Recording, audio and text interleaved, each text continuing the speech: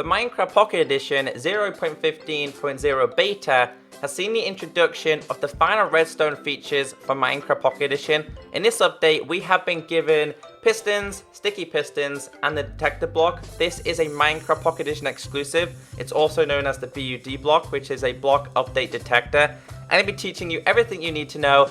I am bad at redstone, so do not worry. These are the simple tutorials on what you need to know. So if this video does help you, be sure to thumbs it up because other people out there would like to learn as well. So let's go to play. Let's go to my redstone world and let's start off with pistons. So it's been a long time waiting for pistons and sticky pistons. Two reasons have been introduced. First off, it's the final redstone features. The second is Minecraft jungle temples have been introduced, and in jungle temples we have kind of tricks and like traps down there which do need sticky pistons. Also, you guys, if you go and check out jungle biomes now, they should have the jungle temples. So they look very similar. However, this one compared to this one has a slight change. Look on the front faces. The left one is very clean. The right one, being the sticky piston, does in fact have slime ball effects on it because it's called a sticky piston. And slime balls and slimes are sticky. So yeah, that's kind of why they're called sticky pistons. So these can be activated in many ways. They can be activated by levers. They can be activated by redstone blocks. They can be activated by redstone torches and many other ways as well.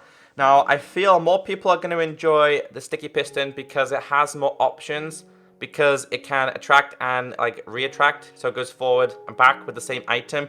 But putting this down here, the item itself is very exclusive to Pocket Edition. The texture, this front face here, is very different. The arm is very different. So they're different from the PC and the console version. So more exclusives for Minecraft Pocket Edition. And also, what they have introduced to Minecraft Pocket Edition is that we now have the ability to push chests. You can't do this on any other version of Minecraft. So if I place down a redstone block, they are both pushed out. However, only one of these is going to bring the item back.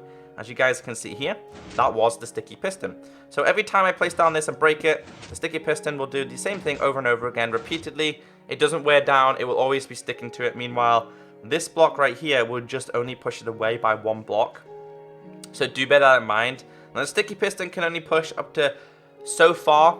In fact, both of them can only push so far, and that is 12 blocks. So 1, 2, 3, 4, 5, 6, 7, 8, 9, 10, 11, and 12. That is the furthest that this item can push blocks until you need another one.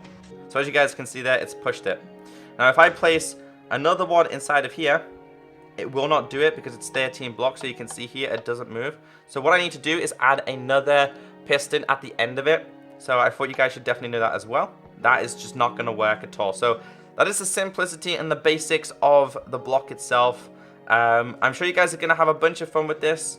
I can imagine a lot of people are going to have a bunch of fun with this. So you can see here, it's just going to retract and pull it back. Same with this, guys. Same with this one. So it can only go 12. So 1, 2, 3, 4, 5, 6, 7, 8, 9, 10, 11, 12. So it can only push it 12 in any direction. So as you guys can see that, that's all it goes. Also, these can be placed in different directions. So it can be placed sideways, like this, like this, like this. It can also be placed up, and it can also be placed down. So what I'm going to have to do here is I'm going to do this. So 1, and then I'm going to have to crouch. And as you guys can see, it can be placed down as well. So they can be placed in all different locations. That was just a normal piston. It's exactly the same for a sticky piston. So many of you have been contacting me, asking me about the detector block. This block is it's the observer block. Sorry, not the detector block. The observer block, which is a block update detector. That's where I got detector from. And this is what it looks like. The first time we did see it had a face on it, but they have removed this. This is what it looks like. It can be placed in all different directions, but only two sides matter on this block. To me, it works very similar to a block of redstone. So basically, when you place down a block of redstone, that's when things become active. It's the same as this, but more when like a redstone signal goes through it. So you can see this is what it looks like. This thing on the back is what detects it, which is why it's called the block update detector. And it can be faced in all different directions. It's okay. It's not the greatest block. It's not the prettiest of block, but mainly these blocks are hidden behind all different contraptions, so they work. So what I've got here on the side is a door linked to the actual back of it, which will update the block, which should move this piston. So if I do this, close this door, you can see it pushes it out for a certain amount of time, and then it goes back in. So you can see here, we can do this over and over and over again. So it literally updates the block. So if you have an automatic like signal going on, flashing on and off with repeaters, then it would continue to keep pushing. So whenever something is updated, it will then work. I'm pretty sure it's going to work with this as well. So as you guys can see, when I open the chest, it should do it. So let's try this again. No, it's not going to do it. Okay then.